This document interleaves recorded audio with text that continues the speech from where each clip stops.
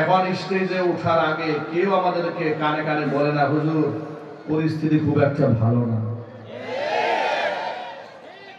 বয়ানে কেউ আমাদেরকে স্লিপ দেয় না, থানা থেকে কেউ আমাদেরকে ফোন দেয় না। কোন মাহফিল কর্তৃপক্ষ এখন আর বলে না, হুজুর আপনার আইডি কার্ডের ফটোকপি দেন, থানা থেকে চেয়েছে। কেউ বলে না, হুজুর পুলিশের ঊর্ধ্বতন কর্মকর্তাকে দিয়ে একটা ফোন দেওয়া, মাহফিল তো করতে পারছি না, গত রাত্রে থানা থেকে ওসি সাহেব এসে মাহফিল বন্ধ করে দিয়েছে। এগুলো আর কেউ বলে না, ইনশাল্লাহ এগুলো আর কেউ বলতে পারবেও না। ঠিক কিনা বলেন? এদেশের ওলামারা এই দেশে যে পরিমাণ শ্রম দিয়েছে, ঘাম ঝরিয়েছে, রক্ত ঝরিয়েছে, আলেমদের ত্যাগ, আলেমদের তিতিক্ষা, আলেমদের জীবন বাজি রেখে ইসলামের পক্ষে চলার অবদানে আজকে 56,000 বর্গ মাইলের প্রতি ইঞ্চি মাটি ইসলামের জন্য আল্লাহ পাক উর্বর বানিয়ে দিয়েছেন। কথা ঠিক কিনা বলেন? ইসলামের সপক্ষে আপনারা ছিলেন, আছেন, ভবিষ্যতেও থাকবেন। বলেন ইনশাআল্লাহ। সবাই একটু জোর আওয়াজে বলতে হবে ইনশাআল্লাহ। মনে রাখবেন, আজকের কালিয়াকুড় উপজেলা ওলামা কল্যাণ পরিষদ আজকের এই ইসলামী মহাসম্মেলন আয়োজন করেছেন। ওলামারা হচ্ছেন আমাদের মাথার মুকুট, আমাদের মাথার তাজ। আলেম ওলামাদের সম্মান স্বয়ং আল্লাহ পাক বৃদ্ধি করেছেন। নবী করিম সাল্লাল্লাহু আলাইহি ওয়াসাল্লামের অসংখ্য হাদিস দ্বারা ওলামাদের শান মান ফুটে ওঠে। কোরআন মাজিদে আল্লাহ পাক স্পষ্ট বলে দিয়েছেন, ইন্নামা ইয়াখশাল্লাহা মিন ইবাদিহিল উলামা। নিঃসন্দেহে আমার বান্দাদের মধ্যে আমি আল্লাহকে সবচেয়ে বেশি ভয় করে চলে ওলামা সম্প্রদায়। বলুন সুবহানাল্লাহ। ওলামাদের সম্মান আল্লাহর কাছে আছে না নাই? একটু জোর আওয়াজে বলতে হবে, আছে না নাই? আলেমদের সম্মান দুনিয়াতে নাই? কোরআনে আল্লাহর ওয়াদা আছে, ইয়ারফাইল্লাহুল লাযীনা আমানু মিনকুম ওয়াল্লাযীনা উতুল ইলমা দারাজাত। তোমাদের মধ্যে যারা ঈমানদার আমি তাদের সম্মানকে বৃদ্ধি করে দেব। যাদেরকে ইলম দান করা হয়েছে, মানে যারা আলেম, তাদের মর্তবাকে আল্লাহ পাক অনেক উপরে উঠায় দিবেন। এটা আল্লাহ পাকের ওয়াদা। শুধু কি তাই, কোরআন মাজিদ আল্লাহ রাব্বুল আলামিন সূরা মারইয়ামের শেষ দিকে স্পষ্ট বলে দিয়েছেন, ইন্নাল্লাযীনা আমানু ওয়া আমিলুস সালিহাতি সায়াজআলু লাহুমুর রাহমানু উদ্দা। নিশ্চয় যারা ঈমান আনে এবং ভালো কাজ করে, মানুষের অন্তরে তাদের জন্য আমি আল্লাহ তাআলা ভালোবাসা সৃষ্টি করে দেই। কোন ব্যক্তিকে আল্লাহ পাক যখন ভালোবাসেন, ফাআলানা ফিস সামা, এই দুনিয়ার কোন ব্যক্তিকে যখন আল্লাহ ভালোবাসেন, আল্লাহ রাব্বুল আমিন জিবরাইল আলাইহিস সালাতু ওয়াস সালামকে ডেকে বলে, ও জিবরাইল, দুনিয়ার অমুকের পুত্র অমুককে আমি আল্লাহ বড় ভালোবাসি। আল্লাহ পাক যখন তার ভালোবাসার বর্ণনা প্রদান করেন, জিবরাইল আলাইহিস সালাতু ওয়াস সালাম তখন ওই ব্যক্তিকে ভালোবেসে ফেলেন। ভালোবেসেই তিনি ক্ষান্ত হন না, ফাআলানা ফিস সামা, আসমানের মধ্যে এলান করে দেন যাদেরকে আল্লাহ পাক ভালোবাসেন, জিবরাইল ভালোবাসেন। জিবরাইল সমস্ত ফেরেশতাদেরকে বলে দেন, ফেরেশতারা শোনো, আল্লাহ পাক অমুক ব্যক্তিকে ভালোবাসেন, আমি জিবরাইল তাকে ভালোবাসি, তোমরাও তাকে ভালোবাসো। যেই ব্যক্তিকে আল্লাহ ভালোবাসেন, যেই ব্যক্তিকে জিবরাইল ভালোবাসেন, সমস্ত ফেরেশতা কুল যাকে ভালোবাসেন, ফায়ুদাউ লাহুল কাবুলু ফিল আরদি, হাদিস শরীফের মধ্যে এসেছে, তখন জমিনের মধ্যে আল্লাহ পাক তার একটা মাকবুলিয়ত, একটা গ্রহণযোগ্যতা সৃষ্টি করে দেন। এই জমিনের মানুষগুলো তখন তাকে ভালোবাসতে থাকে। একটু জোরাল যখন সুবহানাল্লাহ। আলেম ওলামাদের এই শান আল্লাহ পাক দুনিয়াতে দান করেছেন। আলেমদের পকেটে কারি কারি টাকা না থাকতে পারে, আলেমরা শিল্পপতি না হতে পারে, কারণ দুনিয়ার এই চাকচিক্য তো একেবারেই ক্ষণস্থায়ী। চিরস্থায়ী সুখ তো জান্নাতে। ঠিক কিনা বলেন? দুনিয়ার সফলতা মূল সফলতা নয়, দুনিয়ার ক্ষমতাও মূল ক্ষমতা নয়, দুনিয়ার সম্পদ মূল সম্পদ নয়, দুনিয়ার এই বিশাল অর্জন মূল অর্জন নয়। দুনিয়াতে doctor, engineer, lawyer, barrister, professor, বড় আলেম, মুফতি, মুহাদ্দিস, বড় বক্তা হয়ে যাওয়া মূল চাবিকাঠি নয়। আল্লাহর কসম এটা মূল সফলতা নয়। আজকে আমার বয়ান শোনার জন্য হাজার মানুষ জমা হয়ে যায়। আল্লাহর কসম এটা মূল সফলতা নয়। মূল সফলতা কোনটা? মূল সফলতা হচ্ছে আল্লাহ পাক স্পষ্ট বলে দিয়েছেন, কুল্লু নাফসিন দায়িকাতুল মাউত ওয়া ইন্নামা তুওয়াফাউনা উজুরাকুম ইয়াওমাল কিয়ামাহ ফামান যুহজিহা আনিন নারি ওয়া উদখিলাল জান্নাতা ফাকাদ ফাজ। প্রতিটা প্রাণীকে মৃত্যুর স্বাদ আস্বাদন করতে হবে। দুনিয়া থেকে তার মৃত্যু হয়ে যাওয়ার পর যেই ব্যক্তিকে জাহান্নামের আগুন থেকে মুক্ত করে জান্নাতে ঢুকায় দেওয়া হবে, আল্লাহ পাক বলেন ওই ব্যক্তি সফল। জোরে জোরে বলেন সুবহানাল্লাহ। দুনিয়ার সফলতা মূল সফলতা নয়, দুনিয়ার অর্জন মূল অর্জন নয়। মূল অর্জন হচ্ছে আখিরাতের অর্জন। আল্লাহ পাক যদি কিয়ামতের দিন বলেন যে আমি তোরে মাফ করে দিলাম, আমি তোকে জান্নাত দিয়ে দিলাম, এর চেয়ে বড় সফলতা কিছু হতে পারে না। আমরা দুনিয়ার সফলতা চাই না, আমরা পরকালীন সফলতা চাই। কারা কারা পরকালীন সফলতা চান হাত দেখান। আল্লাহ কবুল করেন, জোরে করেন আমিন। হাত নামান। প্রিয় ভাইরা আমার, দুনিয়াতে হক্কানি আলেম উলামা পীর বুজুর্গ যারা হয় তাদের বিরাট সম্মান আল্লাহ পাক দান করেন। তারা নিজেদেরকে সব সময় আড়াল করতে পছন্দ করেন। মানুষের সামনে বড় করে তোলা হোক এটা তারা পছন্দ করেন না, এটা তারা চান না, এটা তাদের মেজাজ হয় না। আল্লাহর ওলিরা সব সময় নিজেকে লুকায় রাখেন। আল্লাহর ওলিরা কোনদিন নিজেকে বড় মনে করে না। ঠিক কিনা বলেন?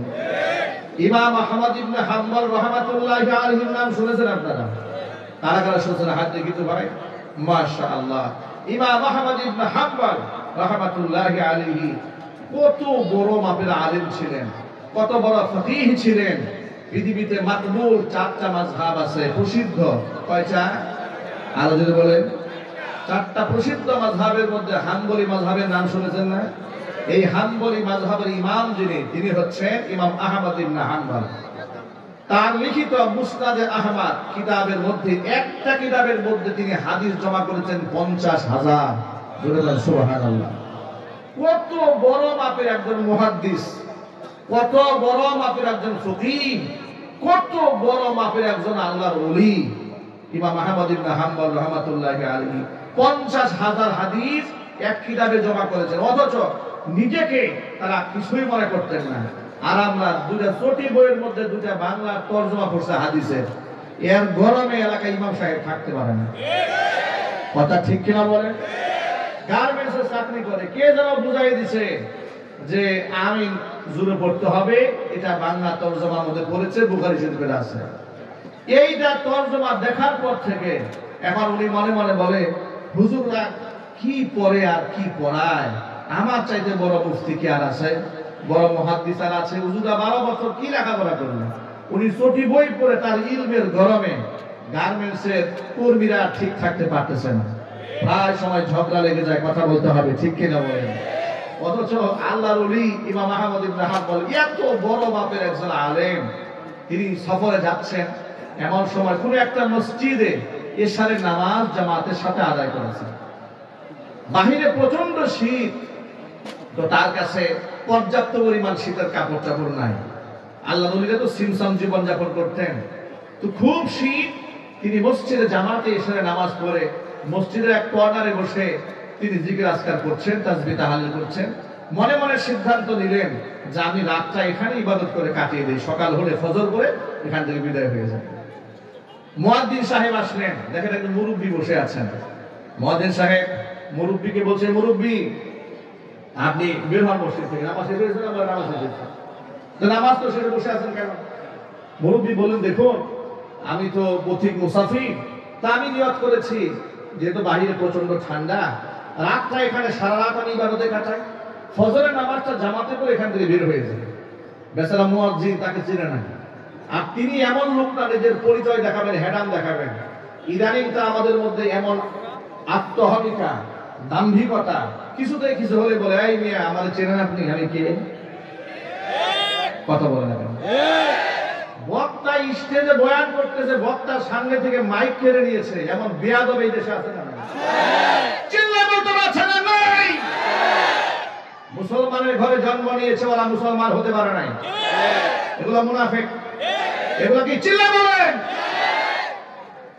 আল্লাহর হাবিব বলেছেন, আল্লাহর নবী বলেছেন, মাল্লাম ইয়ারহাম সগীরানা ওয়া লাম ইওয়াক্কির কাবীরানা, যেই ব্যক্তি আমার ছোটকে স্নেহ করে না, বড়কে সম্মান দেয় না, আলেমদের ইজ্জত যারা দেয় না, নবীজি সাল্লাল্লাহু আলাইহি ওয়াসাল্লাম বলেছেন ওরা মুসলমানের ঘরে জন্ম নিলে ওরা আমি নবীজির উম্মত হতে পারে না।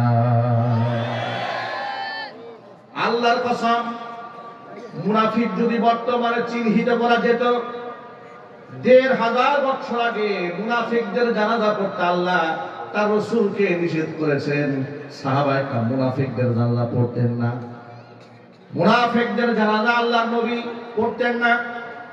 যদি ওহীর মাধ্যমে নিশ্চিত হওয়া যেত, যেহেতু নবুয়তের দরজা বন্ধ হয়ে গেছে, ওহীর দরজা বন্ধ হয়ে গেছে, আমরা কনফার্ম কোন ব্যক্তিকে সরাসরি মুনাফিক বলতে পারি না।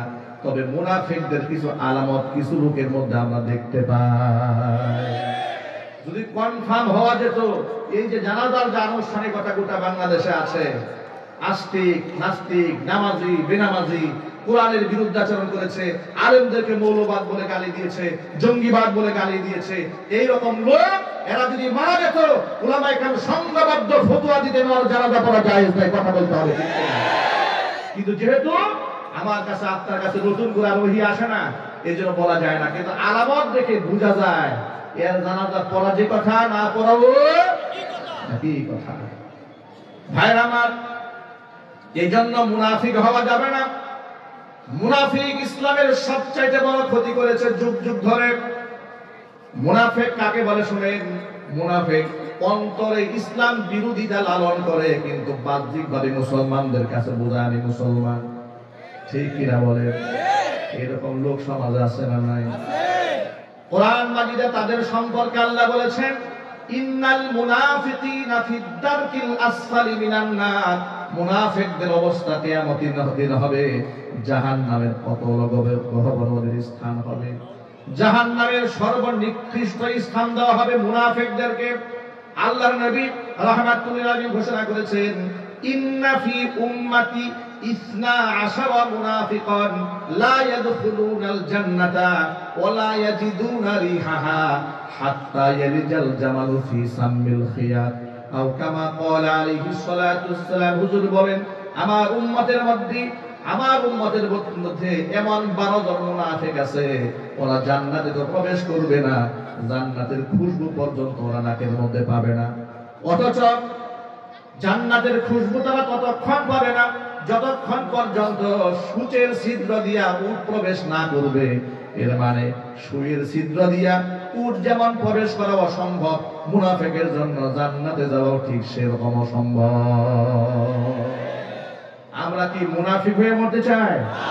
চিল্লায় বলো, মুনাফিক হয়ে মরতে চাই? তাহলে আলেমদেরকে ইজ্জত দিতে হবে, সম্মান দিতে হবে। উলামারা নবীগণের ওয়ারিস। উলামারা কাদের ওয়ারিস? নবীগণের ওয়ারিস। এই কথা যেন মনে থাকে, বলেন ইনশাআল্লাহ। আর জোরে বলেন ইনশাআল্লাহ। ভাইরা আমার, তো ইমাম আহমদ ইবনে হাম্বল সাধারণ বেশে মসজিদে বসে আছেন। মুয়াজ্জিন সাহেব বললেন, মুরব্বি বের হন, নামাজ শেষ হয়ে গেছে, চলে যান বাহিরে।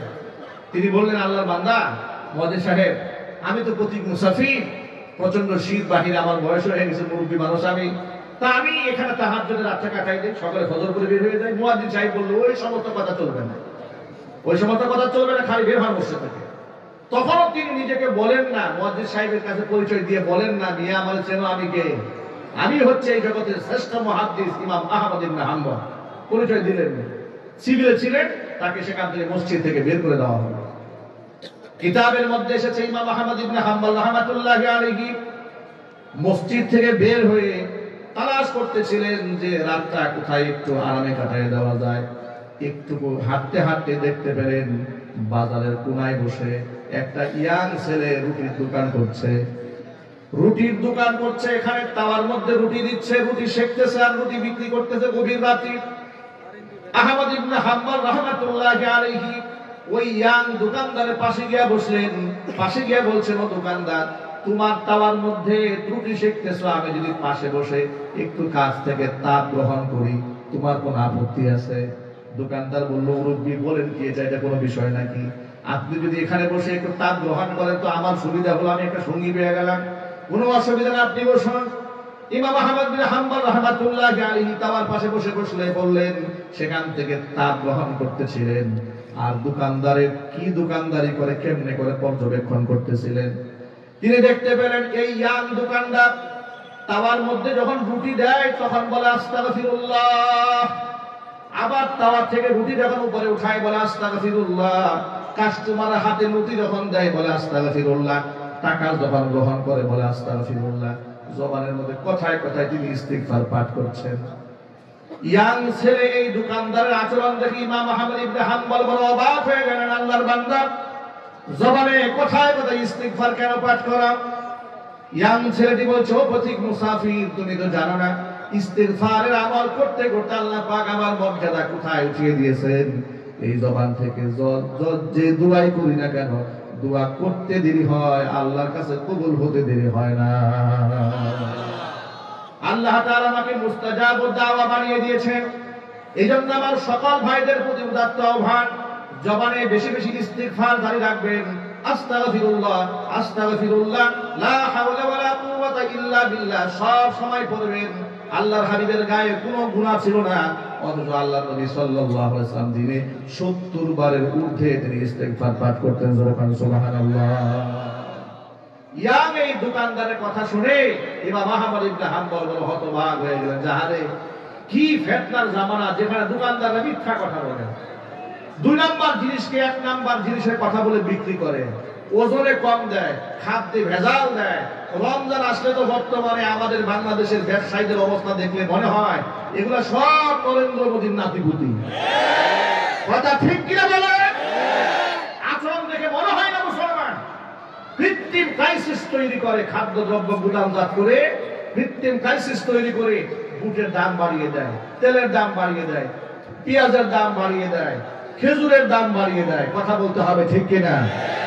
গোটা দুনিয়া অন্যান্য মুসলিম দেশে, দুবাইয়ে, কাতারে, সৌদি আরবে, এমনকি অমুসলিম দেশ জার্মানি পর্যন্ত রমজান মাসে দেখেছি যে তারা সেখানে দ্রব্যমূল্য মুসলিমদের জন্য কমিয়ে দিয়েছে।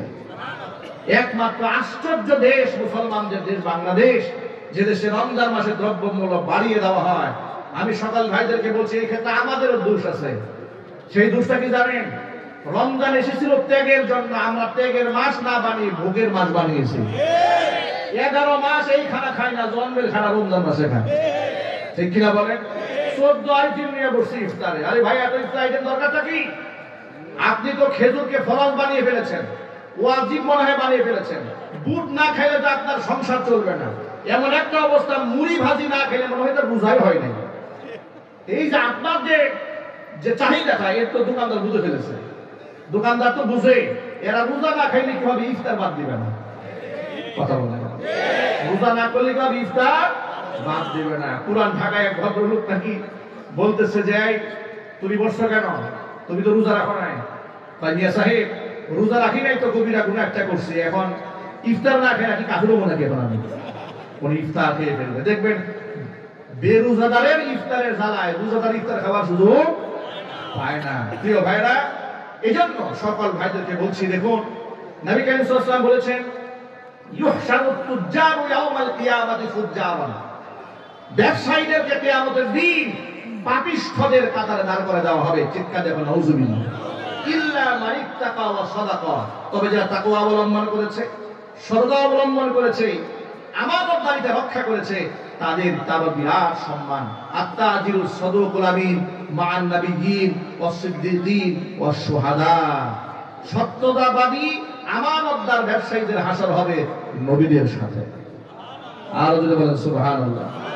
এই জন্য ব্যবসায়ী ভাইরা, কৃত্রিম ক্রাইসিস তৈরি করবেন না, ওজনে কম দিবেন না, খাদ্যে ভেজাল দিবেন না। 2 নম্বর জিনিসকে 1 নাম্বার বলে বিক্রি করবেন না। কসম কেটে মিথ্যা কথা বলবেন না। যদি সত্যবাদী হয়ে থাকেন, কিয়ামতে আপনার হাসর হবে নবীদের সাথে। চিৎকার দেবেন সুবহানাল্লাহ। মূল কথায় ফিরে আসি। আহমদ ইবনে হাম্বল এই ইয়াং ছেলে কথা শুনে হতবাক হয়ে গেল, এ কেমন দোকানদার, কথায় কথায় ইস্তেগফার পাঠ করে। দোকানদার বলে, আল্লাহর বান্দা, আমি আমার জবানে প্রতিনিয়ত ইস্তিগফারের আমল করার কারণে আল্লাহ আমার সম্মান এত এত উপরে উঠিয়ে দিয়েছে। জবানে দোয়া করতে দেরি হয়, আল্লাহ পাক কবুল করতে দেরি করেন না। তবে মুসাফির, আমার মনে একটা কষ্ট আছে, একটা কষ্ট আছে। সব দোয়া আল্লাহ কবুল করেছেন, একটা দোয়া কেন যেন এখনো কবুল হয় নাই। আহমদ ইবনে হাম্বল জিজ্ঞেস করেন, আল্লাহর বান্দা, কোন দোয়া তোমার কবুল হয়নি? ছেলেটি বলে, আহমদ ইবনে হাম্বল রাহমাতুল্লাহি আলাইহি নামক এই অঞ্চলের শ্রেষ্ঠতম একজন মুহাদ্দিস আছে, বড় বুজুর্গ আলেম আছে। আমি আল্লাহর কাছে দোয়া করেছি, রব্বুল আলামিন আমার জীবনে একটা বার হলেও যেন ইমাম আহমদ ইবনে হাম্বলের সাক্ষাৎ পাই। যদি কোনোদিন তারে দেখতে পারি, তাকে বুকের সাথে আলিঙ্গন করে কপাল ধরে একটা চুমা দিতে চাই। এই দোয়াটা কবুল হয় নাই, বাকি যত দোয়া আছে সব আল্লাহ পাক কবুল করে দিয়েছেন। এতক্ষণ পর্যন্ত যিনি নিজেকে আড়াল রেখেছিলেন, যুবকের কথা শুনে নিজেকে আর মুখে রাখতে পারলেন না, দাঁড়িয়ে বললেন, ও যুবক, যে ইমাম আহমদ ইবনে হাম্বলকে দেখার জন্য তুমি আল্লাহর কাছে দোয়া করেছিলে, আল্লাহ পাক ওই ইমাম আহমদ ইবনে হাম্বলকে তোমার রাতের সাথী হিসেবে তোমার দোকানের মধ্যে আল্লাহ নিজে পাঠিয়ে দিয়েছে। পরিচয় দিলেন, বুকের সাথে আলিঙ্গন করলেন, কপাল ধরে চুমু খেলেন, আল্লাহ পাকের শুকরিয়া আদায় করলেন। ঘটনা থেকে কয়েকটা শিক্ষা পাওয়া যায়। এক নাম্বার শিক্ষা হচ্ছে, নিজেকে কখনো বড় করতে নাই। আল্লাহর ওলিরা নিজেকে কোনোদিন বড় মনে করে নাই, কোনোদিন নিজেকে অহংকার করে মানুষের সামনে উপস্থাপন করে নাই। কিন্তু আমাদের কথার মধ্যে অহংকার, চলার মধ্যে অহংকার, আমাদের আচরণের মধ্যে অহংকার আছে না নাই? কথা বলে না কেন? আল্লাহর হাবিব রাহমাতুল্লিল আলামিন যে 1000 বছর আগে ঘোষণা করেছেন, লা ইয়াদখুলুল জান্নাতা মান কানা ফি কলবিহি মিসকালু হাববাতিন মিন কিবরিন। একেবারে দানা পরিমাণ যদি অহংকার কারো কলিজার মধ্যে থাকে, ওই ব্যক্তি জান্নাতে যেতে পারবে না। এই কথা সাহাবীরা শোনার পরে জিজ্ঞেস করলেন, ও আল্লাহর নবী, কিছু মানুষ তো এমন আছে সুন্দর টুপি পরে, সুন্দর জুতা পরে, সুন্দর জামা পরে, এটা কি অহংকারের অংশ কিনা? হুজুর বললেন, না। ইন্নাল্লাহা জামিলুন ইউহিব্বুল জামাল। আল্লাহ নিজে সুন্দর, সৌন্দর্যটাকে আল্লাহ ভালোবাসেন, এটা অহংকার নয়। অহংকার হচ্ছে বাতারুল হাক্কি ওয়া গামতুন নাস, সত্যকে প্রত্যাখ্যান করা আর মানুষদেরকে তুচ্ছ তাচ্ছিল্য মনে করা। কথা ঠিক কিনা বলেন? সত্যকে অস্বীকার করার নাম হচ্ছে অহংকার। সত্যকে অস্বীকার করার নাম কি? অহংকার। কুরআন হক, রাসূল হক, পরকাল সত্য, জান্নাত জাহান্নাম আছে, এদিকে কারো কোনো সন্দেহ আছে আমাদের? আরো জোরে বলতে হবে, সন্দেহ আছে? জীবনের শুরু থেকে শেষ পর্যন্ত, আমার জীবনের শুরু থেকে আমার মৃত্যু পর্যন্ত প্রতিটা পদক্ষেপে আল্লাহর কোরআনের শাসন ব্যবস্থা মানতে হবে। এটা আল্লাহর নির্দেশ। এটাকে আমরা পালন করতে পারবো ইনশাআল্লাহ? একটু জোর আওয়াজে বলতে হবে, পারবো ইনশাআল্লাহ? আল্লাহর কোরআনের বাহিরে যাওয়ার কি আমাদের কোনো সুযোগ আছে? একটু ইমানদারের মতো গর্জে উঠে জবাব দিয়ে বলেন, আল্লাহর কোরআনের বাহিরে যাওয়ার কি আমাদের কোনো সুযোগ আছে? কোরআন যাকে হালাল বলেছে তা হালাল হিসেবে গণ্য করতে হবে, কোরআন যা হারাম বলেছে সেটা হারাম হিসেবে মান্য করতে হবে। দেখুন, এই যে উলামারা আজকে মাহফিলুল ইসলামী সম্মেলন আয়োজন করেছেন, অথচ বিগত 16 বছরে স্বৈরাচারের আমলে এই দেশে, মুসলিম অধ্যুষিত এই দেশে সবচেয়ে বেশি নির্যাতিত হয়েছে উলামায়ে কেরাম। আলেমদের কোমরের মধ্যে রশি বেঁধে টেনে টেনে তারা আদালতে দাঁড় করিয়েছে, পায়ের মধ্যে ডান্ডা বেরি পরিয়েছে। কয়েকদিন আগে দেখলাম এক কুখ্যাত নেতা, সে আদালত কর্তৃপক্ষকে বলেছে, আমরা 3-4 বারের এমপি ছিলাম, এই জন্য হাতের মধ্যে হ্যান্ডকাপ লাগালে আমাদের প্রেস্টিজ ইস্যু হয়ে দাঁড়ায়, আমাদের ইজ্জত সম্মান নষ্ট হয়। ওই ইজ্জত আলীর নাম নৌ পরিবহন মন্ত্রী। ঠিক কিনা বলে? নৌ পরিবহন মন্ত্রী ওই ইজ্জত আলী বলেছে যে আমরা 4-5 বারের এমপি মন্ত্রী, আমাদেরকে হাতের মধ্যে হ্যান্ডকাপ পরায় উঠালে আমাদের প্রেস্টিজ ইস্যু হয়ে দাঁড়ায়। খুব ইজ্জতে লেগেছে, হাতের মধ্যে হ্যান্ডকাপ পরেছে। আমি তো বলতে চাই, এই সমস্ত এমপি মন্ত্রীরা এই দেশের শ্রেষ্ঠ আলেমদের একটা জুতা বহন করার যোগ্যতা রাখেন। অত সেই সমস্ত আলেম যাদের চেহারা দেখে মানুষ কি মনে করে, যাদের হাতকে স্পর্শ করতে পারলে নিজেকে ধন্য মনে করে, হাতকে চুম্বন করতে পারলে গর্ববোধ করে, তাদের জন্য চোখের পানি ছড়ে, এই সমস্ত আলেমদেরকে এমন ভাবে ডান্ডা বেরিয়ে পড়ে আদালতে উঠানো হয়েছে মনে হতো এদের চাইতে গুন্ডা সন্ত্রাস আর নাই। এমন বিয়াদবি যারা করেছে তাদের গায়ে শুধু ডান্ডা বেরিয়ে গেল, এর থেকে নিকৃষ্ট শাস্তি হওয়া দরকার। কথা বলেন ঠিক কিনা?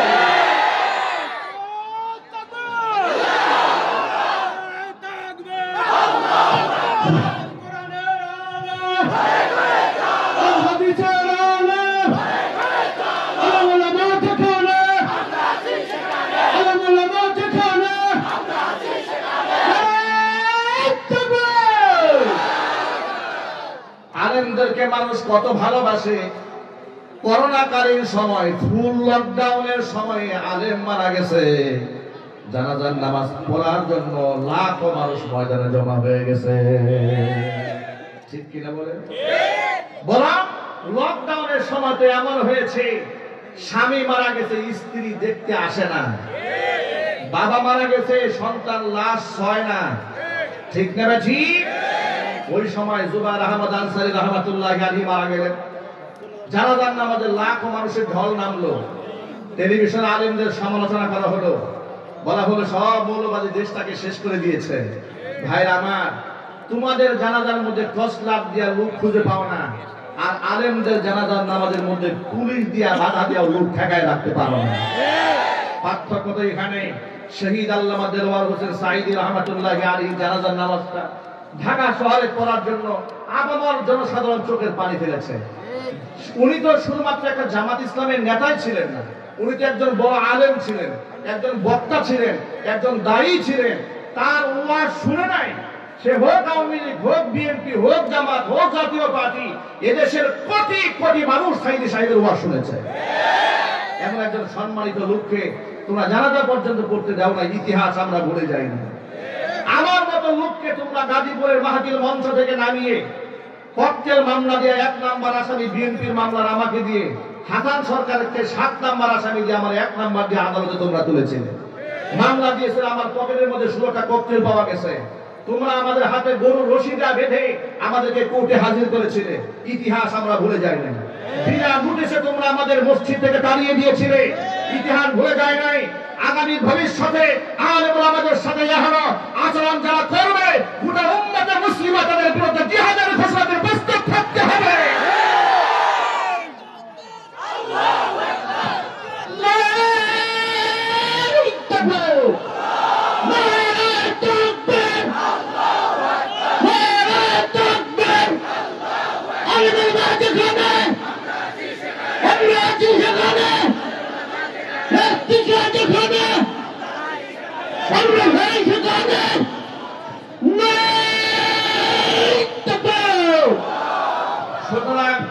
সুতরাং ইনশাআল্লাহ আগামী 1 শতাব্দীর ভেতরে এই ভূখণ্ডের মধ্যে আর একটা হাসিনাও তৈরি হবে না।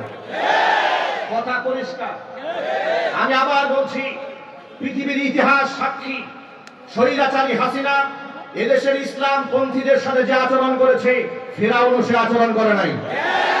মুসলমানদের পরিচয় দিয়ে এদেশের আলেমদেরকে হত্যা করে রক্ত নিয়ে জাতীয় সংসদ দাঁড়িয়ে যে মহিলা তামাশা করেছে, অন্ততপক্ষে আর যাই হোক এমন স্বৈরাচারীর পক্ষে একটু শব্দ করবে এমন মুসলমান ভূখণ্ডে থাকতে পারে না।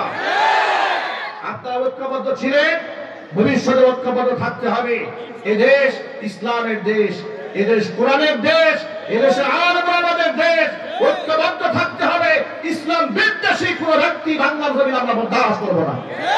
আপনারা রাজি আছেন কিনা? দুহাত দেখতে চাই। আল্লাহ রাব্বুল আলামিন আমাদের সকলকে ঐক্যবদ্ধ থাকার তৌফিক দান করেন। আমিন।